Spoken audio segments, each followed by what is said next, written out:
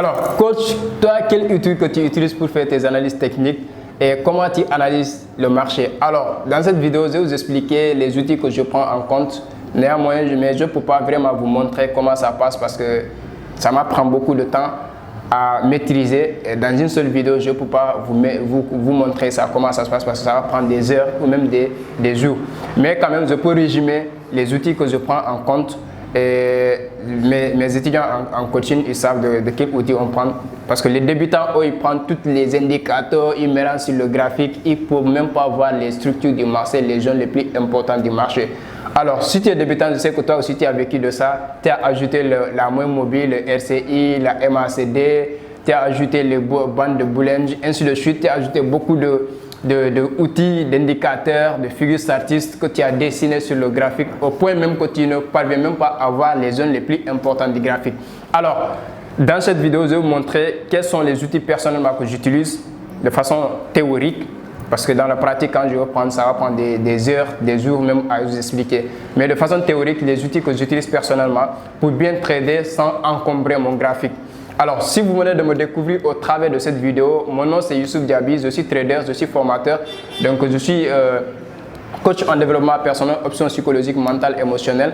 Donc, aujourd'hui, je vais vous parler de mes stratégies, comment les outils que j'utilise pour trader. Alors, dans cette chaîne, si tu viens de nous découvrir ici, donc on parle de l'entrepreneuriat, on parle de business, on parle du trading en général, on parle de la crypto-monnaie et de la blockchain.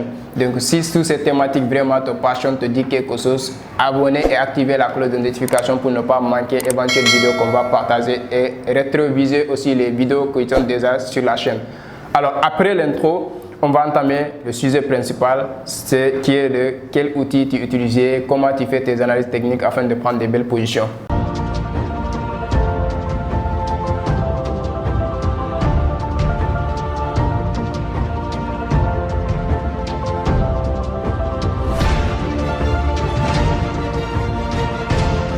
Alors, la première des choses que je fais en tant que trader, quand je fais l'analyse technique, d'abord, c'est être dans un bon état, d'abord positif, émotif, comment dire, être dans un bon état normal quand même pour pouvoir vraiment être conscient de toutes les décisions que je vais prendre sur le marché. Après, je viens maintenant, je regarde le graphique, je regarde le choix des paires parce qu'il y a des paires que j'ai listées auxquelles je trade. Si je vérifie ces trades pour voir est-ce qu'il y a une opportunité de trade parce que je ne vais pas trader dans le but de pouvoir me faire des gains forcément. Non, je trade que quand il y a opportunité sur le marché. C'est ce que les gens n'ont pas compris. Il y a des gens qui veulent obligatoirement faire $100 par jour, $200 par jour, $50 par jour. C'est possible que quand le marché vraiment chaque jour il nous montre des opportunités. Mais sauf que dans le cas, quand on est trader professionnel, au début de mes trades, je l'ai fait ainsi. C'est vrai que je gagne des gains, je fais des pertes, mais quand je cumule, je sors le bilan positif. Mais sauf que après tout, ça va t'encombrer trop. Donc, je me suis organisé à faire un plan de trading. Je me dis maintenant, je trade que quand il y a opportunité sur le marché. Donc, quand je regarde le marché, je fais le choix de mes paires déjà. Je analyse les paires, les différentes paires. S'il y a opportunité sur une paire, j'analyse. Alors, mes analyses, je le fais quoi? Moi, je n'introduis pas trop les indicateurs, les figures statistiques. Non. Je regarde le graphique. Je pars en daily, comme je l'ai dit dans l'une de mes vidéos.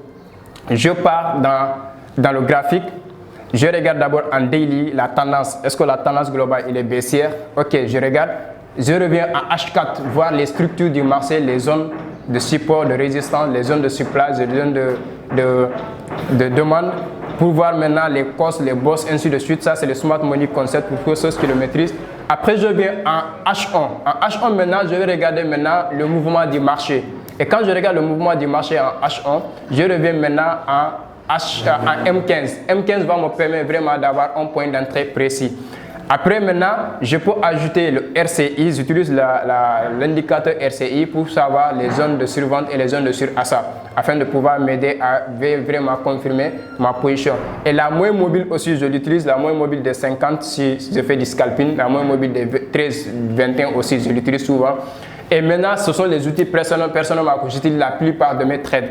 Parce que du moment où tu comprends les structures du marché, les zones les plus importantes du marché, ça te permettra de prendre des positions. Parce que les indicateurs viennent confirmer, ce sont les algorithmes, ils viennent confirmer ce qui se passe sur le marché. Et j'utilise aussi ce qu'on appelle les chandeliers japonaises parce que sont très efficaces. C'est eux qui communiquent réellement ce qui est en train de se passer sur le marché.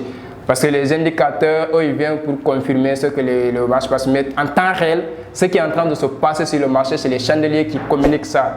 Est-ce que c'est les vendeurs qui sont en train de dominer le marché? Est-ce que c'est les acheteurs? Est-ce qu'il y a l'indécision entre les acheteurs et les vendeurs? Tout ça, c'est les chandeliers qui nous communiquent ça en temps réel. Donc ça, je prends tellement en compte. C'est pour ça que j'avais fait des vidéos de série sur les chandeliers pour aider les gens un peu. Mais néanmoins, allez encore plus profond. Coachez-vous, apprendre encore, formez-vous davantage parce qu'il y a beaucoup d'autres choses que vous devez apprendre pour vraiment améliorer votre performance en trade et être rentable. Parce que la rentabilisation vient que quand vous êtes performant et que quand vous avez des compétences vraiment clés dans le trading. Alors, voilà les outils que personnellement j'utilise pour trader. Et maintenant, après ça, je prends mon journal de trade. Si j'ai une opportunité de trade et que j'ai décidé de prendre une position, je prends mon journal de trade et là, je note tout ce qui m'a poussé à prendre la position de trade depuis mon état psychologique, émotionnel jusqu'à l'analyse technique, jusqu'à avoir une confirmation et décider de prendre ma position. Je note tout, le take profit, le stop loss, les paires, le ratio de risque que j'ai mis, tout ça. Donc là, le levier, surtout, c'est très important en tant que trader, le levier, parce que les gens tellement sont gourmands qui vont prendre des gros leviers, un petit mouvement pour liquider tous leurs capitaux. Alors là maintenant, tu notes tout. Dès que tu fais le clôture de ton compte, tu vas évaluer maintenant. Ça te permettra vraiment de savoir est-ce que ta stratégie est performante ou bien s'il y a des failles dedans, tu dois régler tout ça. Donc voilà comment vraiment je structure mes trades, comment je prends des positions, comment je fais mes analyses. Tout ce qui me demande des coachs, voilà comment moi je fonctionne. Maintenant, dans le cas pratique, c'est vraiment au-delà de tout ce que je viens de dire, c'est une discipline mentale, c'est une discipline vraiment professionnelle que vous devez. Et ça, je vous conseille de suivre un coaching que je vais lancer en décembre, du 1er au 31 décembre. Je prends que 5 personnes, ça je le dis parce que quand je prends 5 personnes, c'est pour avoir des résultats. Parce que je peux prendre 10 personnes, 20 personnes, mais ce n'est pas ça le but. Le but, c'est de les amener à quitter dans la zone de tournage de rond pour arriver vraiment dans le cercle des 1% des traders afin de pouvoir être rentable en 2023. Parce que 2023, ça va être crucial pour les traders. Donc, il faut avoir vraiment une bonne base et tous les outils nécessaires afin de pouvoir vraiment être rentable en 2023. Donc, cette coaching est destinée à tout le monde, mais je prends que 5 personnes, je le dis, par des raisons personnelles, parce que mon but, ce n'est pas former massivement les gens, mais c'est de, même si c'est 5 personnes, de les amener à un niveau de leur trade pour pouvoir les aider vraiment à pouvoir bien trader, ainsi de suite. Voilà la vidéo que je veux partager avec vous.